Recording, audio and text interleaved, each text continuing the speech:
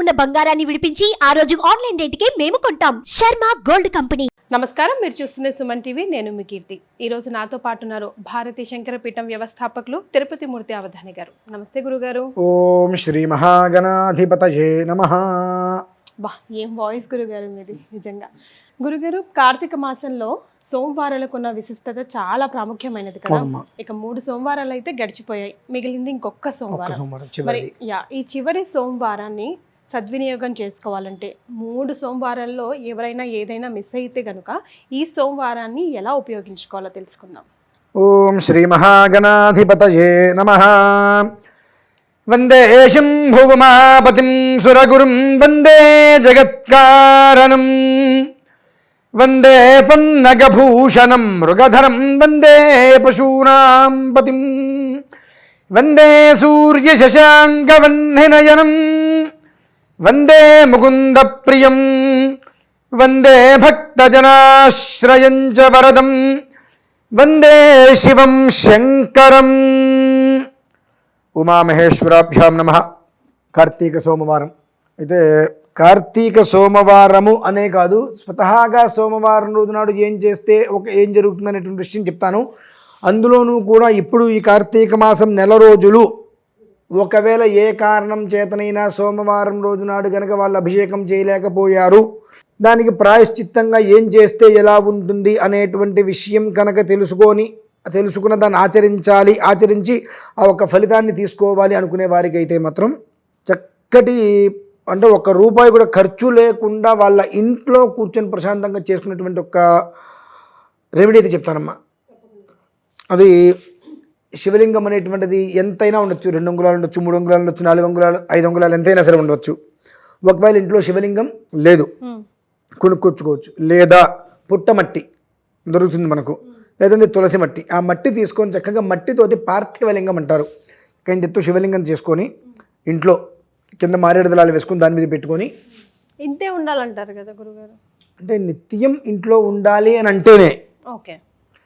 నిత్యం ఇంట్లో ఉండాలంటే మహానివేదనలు అవన్నీ కావాలి. ఇది నిత్యం ఎందుకనే నా మట్టితో అయినా చేసుకోండి అని చెప్పి, ఇంత పెద్దదైనా పర్లేదు అంటే ఆ రాత్రి ఉండి మర్నాడు తీసేస్తారు, దాన్ని ఉంచరు. కాబట్టి శివలింగం చేసుకొని కింద మారేడుదలాలు వేసి దాని మీద పెట్టి ఈశ్వరుడికి మంత్రం అనేటువంటిది మనకు పూర్తిగా దాని గురించి అవగాహన లేదు అనుకుందాం. చక్కగా ప్రాణబీజ సమాయుక్తంతో ఓం నమశివాయ. అదేంటండి నమశివాయ అంటే 5 అక్షరాలు అందరికీ తెలిసిందే కదా, అది మంత్రం ఎలా అవుతుంది, దానికి మహామంత్రం అంటున్నారు మీరు, మీకు ఏమైనా పిచ్చ కింద నన్ను అడగచ్చు. నిజమేనమ్మా, నాకు పిచ్చేనండి అంటాను నేను. ఎందువల్లంటే నమశంభవే చ మయోభవే చ నమశంకరాజ చ మయస్కరాజ చ నమశివాయ చ అంటే మనకు శ్రీరుద్రాభిషేకం చేస్తుంటాం. ఆ రుద్రంలో నమకంలో మధ్యలో నమస్సోమాయ అనువాకం చివరిలో ఈ యొక్క నమశివాయ అనే పదం వస్తుందమ్మా. నమశంభవే చ మయోభవే చ నమశంకరాజ చ మయస్కరాజ చ నమశివాయ చ. 5వది ఈ పంచాక్షరి అనేటువంటి 5 అక్షరాలు మేము ఉపదేశం చేసుకోవడం కోసం, అదే మేము ఉపదేశం చేయాలంటే ఉపనయనం చేసుకొని సావిత్రి ఉపదేశం తీసుకొని ఆ తర్వాత ఈ మంత్రానుష్ఠానంగా దీన్ని మహామంత్రంగా ప్రతిరోజు అనుష్ఠానం చేస్తూ ఉంటాం అక్షరాలుగా. ఆ పంచాక్షరి ఏముంది 5 అక్షరాలు ఓం నమః శివాయ కదా మనం అనుకుంటూ ఉంటాం. చనిపోతున్నాడు అనే మనిషిని ఆ ఓం నమః శివాయ 5 అక్షరాలతోటి కొన్ని పాశుపతాలు చేస్తే 8 సంవత్సరాల ఆయుష్ ఇచ్చి బతికిచ్చమ్మ. కేవలం 5 అక్షరాలు. అలానే మనిషి ప్రశాంతంగా ఉన్నాడంటే అదే 5 అక్షరాలతోటి మనిషిని చంపేయచ్చు. అంటే తాంత్రికము, మాంత్రికము, మంత్రము, తంత్రము, క్షుద్రాలు ఉంటాయి కదా, మంత్రం ఒకటే.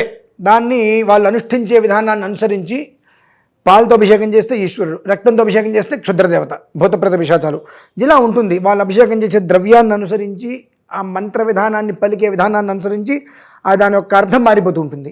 మంత్రంకి నిజంగా అంత పవర్ ఉంటుంది కదా గురుగారు.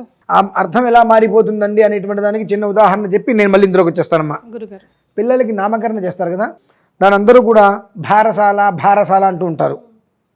దాని యొక్క పేరు బాలసారె, బాలులకి చేసేటువంటి సారె, బాలసారె. మనం ఏమంటాం భారసాల అంటాం. బాలసారె అంటే ఈ రోజు నుంచి జీవితకాలము అంత్యకాలం వచ్చే వరకు కూడా క్షేమంగా ఉండరా బిడ్డ అని అర్థం. భారసాల అంటే నీ జన్మాంతం కష్టపడుతూ ఉండరా అని చెప్పి అర్థం. భారం వచ్చింది అక్కడ, నీ సారిస్తున్నారు నీకు భారంగా, నీ జీవితం మొత్తం భారమేది. అంటే ఆ ఒక్క అక్షరం మారితే జన్మ మొత్తం అర్థం మారిపోతుంది. ఆ మంత్రానికి అంత పవర్ ఉంటుందండి. అందుకని అందరూ కూడా ఎలా పడితే ఆ మంత్రాన్ని చదవద్దు అని చెప్పడానికి మూలం ఆ ఒక్క పంచాక్షరి ఓం నమః శివాయ అనే మంత్రంతో గురుగారు టాపిక్ ఎలాగో వచ్చింది కాబట్టి నేను నిత్యం మనం ఎంతోమంది గురువులతో ఇంటర్వ్యూలు అవి చేస్తూ ఉంటాం కదా. ఇలాగే ఓం నమ శివాయ గురించి అడిగినప్పుడు స్త్రీలు ఓంకారం అస్సలు పలకకూడదమ్మా, శివాయ నమః అనుకోండి చాలు, అభిషేకం చేసినా కూడా ఇంట్లో శివాయ నమః అనుకోండి అంటారు.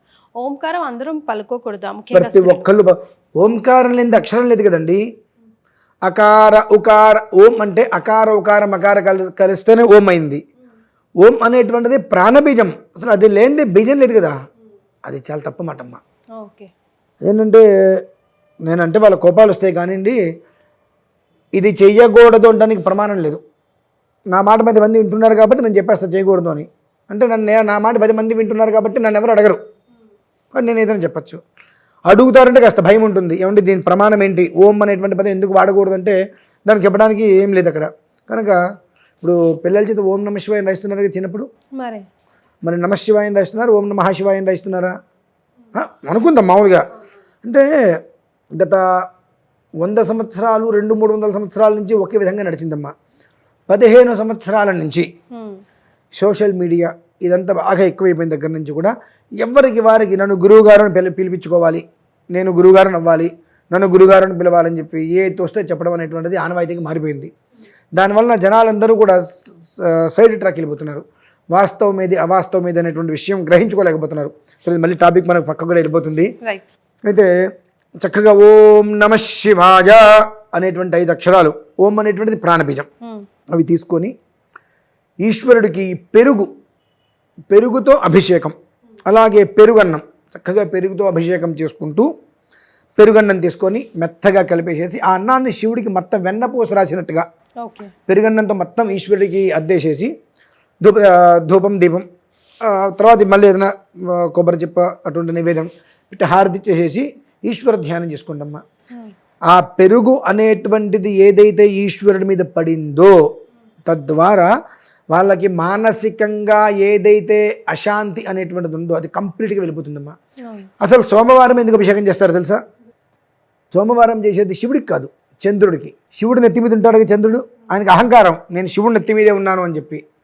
అందుకని మనిషి యొక్క మనస్థితి కారకుడు, మనస్సు చంచలం చేసేటువంటి వాడు, స్థిరంగా ఉంచేటువంటి వాడు కేవలం చంద్రుడు.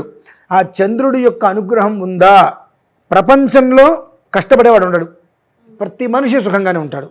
చంద్రుడి యొక్క అనుగ్రహం లేదా, కష్టం తప్ప వాడి జీవితంలో ఏది ఉండదు.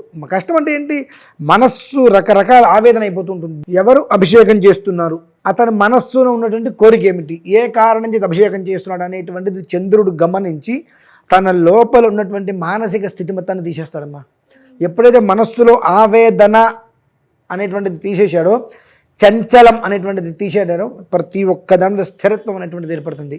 ఈ స్వతహాగా సోమవారం అభిషేకానికి ఉండేటువంటి ప్రత్యేకత అదైతే ఈ కార్తీక మాసంలో అంతకు మించి 1000 రెట్లు ఆయన ఆ ఒక్క అనుగ్రహాన్ని ఇస్తాడని ప్రతి మనిషికి కూడా.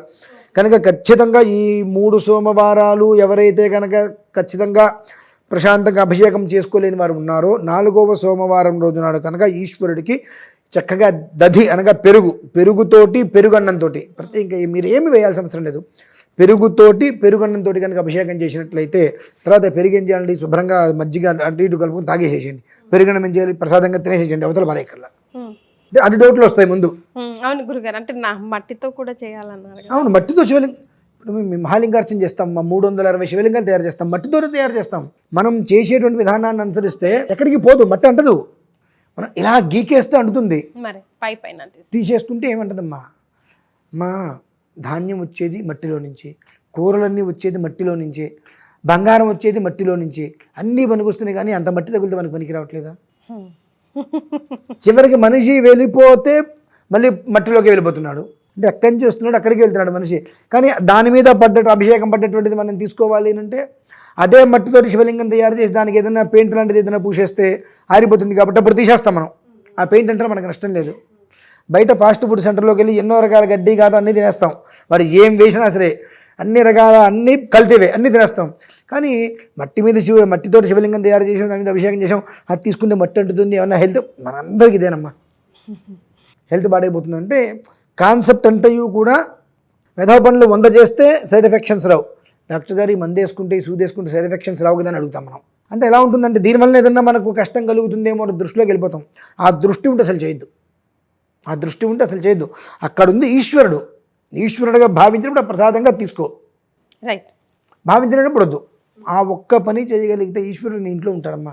ఈశ్వరుడు నీ ఇంట్లో ఎప్పుడు ఉంటాడు? నువ్వు ప్రశాంతంగా ఉంటే ఉంటాడు. నువ్వు ఎప్పుడు ప్రశాంతంగా ఉంటావు?